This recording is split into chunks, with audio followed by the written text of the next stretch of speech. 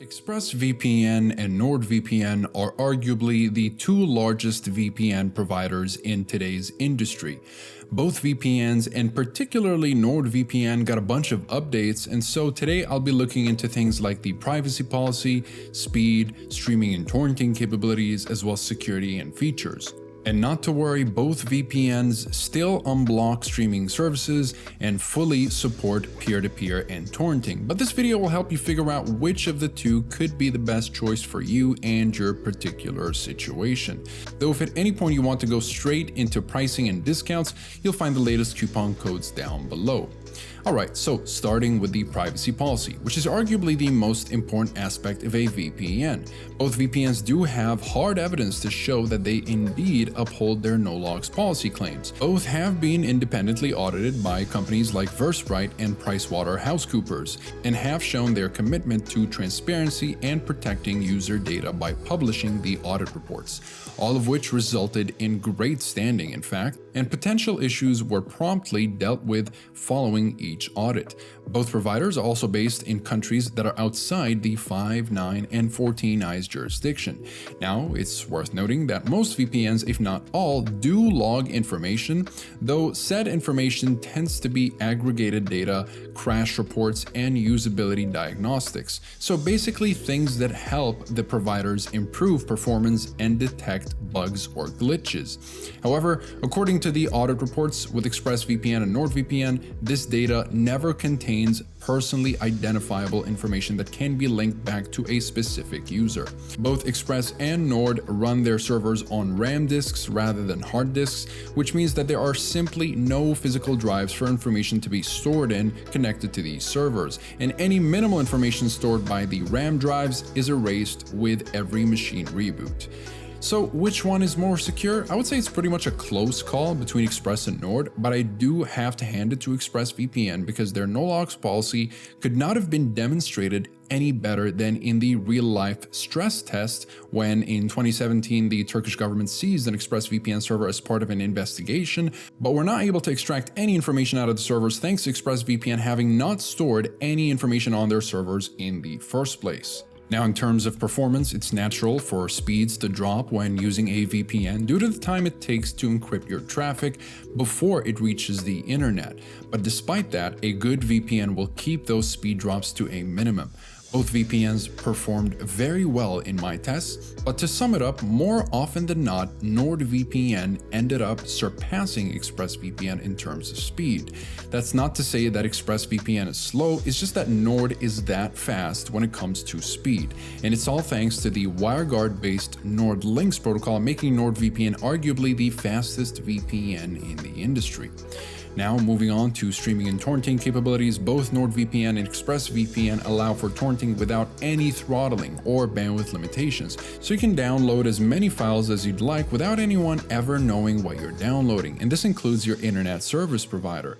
And in terms of streaming, it's safe to say both are almost equally capable. Just keep in mind that Express is able to unblock more services in general due to having 34 more countries in its server list. But I know that most of you are looking to unblock the most popular streaming services like Netflix, Hulu, Amazon Prime, and Disney+, which both VPNs can reliably access. Alright, now moving on to servers and security features. ExpressVPN has over 3,000 servers in 94 countries, and NordVPN has a massive collection of over 5,400 servers in 60 countries. So while ExpressVPN significantly surpasses Nord in country count, unless you're looking for extra servers in South America, Asia, and the Middle East, NordVPN still has plenty of server locations for most users, especially since most people look for servers within the European region, Far East, and North American regions. So about the security features, this is where NordVPN shines, in fact. But before we get into that, let's talk about what both VPNs have in common, starting with the standard high-grade encryption and a kill switch, which will cut your internet access in case the VPN disconnects unexpectedly, which prevents any data leaks. And finally, the split tunneling feature, which lets users select which applications can go through the VPN tunnel and which applications are exempt from such tunnel. Though do note that iOS and Mac users won't get split tunneling with Nord, while Express makes it available on macOS and iOS. So that's about the extent of features of ExpressVPN. It's made to be fairly basic and easy to use, so you won't be getting too many features besides those, and most users won't really need any more than that, to be quite honest. But if you're looking for bonus features, you'll be getting plenty with NordVPN, starting with the threat protection, which is the advanced ad blocker that also blocks trackers and malware-ridden websites. You also get MeshNet, which is a recently added feature that allows users to safely share files over the encrypted network of NordVPN. You also get specialty servers such as dedicated IP servers, double VPN servers which encrypt your traffic twice for double the encryption, onion over VPN servers for Tor users, and peer-to-peer optimized servers. Nord also offers an app kill switch, which will disconnect selected applications when the VPN disconnects unexpectedly, rather than cutting your entire connection as it is with the conventional kill switch. And finally, Nord will give users a hassle-free way to change DNS with custom DNS. And you also get obfuscated servers if you're having trouble connecting to Nord from a censorship-heavy country. Nord might also require you to download another version of its application made for those in restrictive countries, which is available on the Nord website.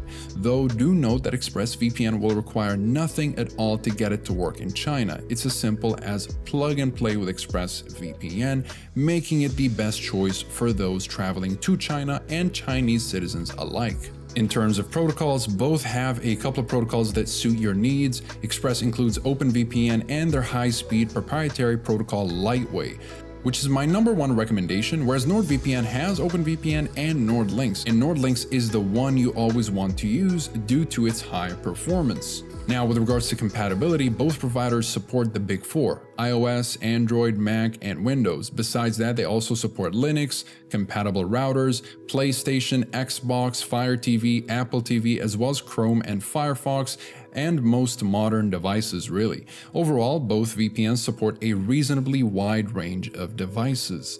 As far as simultaneous connections, Express will allow for 5, and Nord will allow for up to 6 devices per subscription. And in terms of the user interface, you'll find that each VPN has its own theme and layout, both of which are super easy to use and understand. ExpressVPN goes with the overly simplistic design, which a lot of people like, myself included, and NordVPN goes with the intuitive map design, which I also very much appreciate. Now, when it comes to pricing, you get the best deal possible the longer the subscription plan you choose.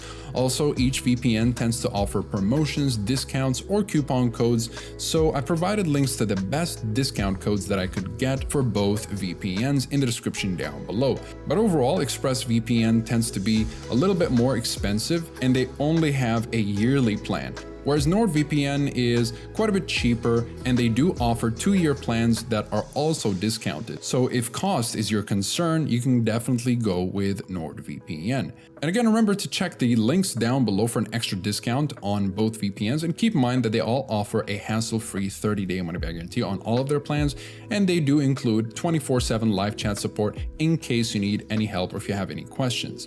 Alright, so at this point, you might be wondering, out of the two, which one is the best? So this will depend on a few factors, which I'll explain next. If top speeds, download performance, and feature variety is what you're after, NordVPN is going to be the best choice. It's such a well-rounded VPN that basically does everything incredibly well. It's a VPN that's so easy to recommend, and it honestly easily satisfies more than 90% of the VPN user base.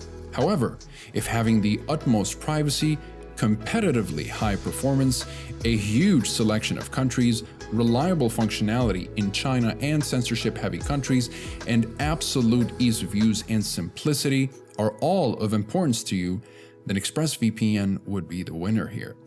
Now, if you're wondering which VPN is the one that I like to use the most, it's ExpressVPN. The speeds that I get with ExpressVPN in my location, which is somewhere around the European region, are super close to what I would get with NordVPN, and at times, they're even a little bit faster.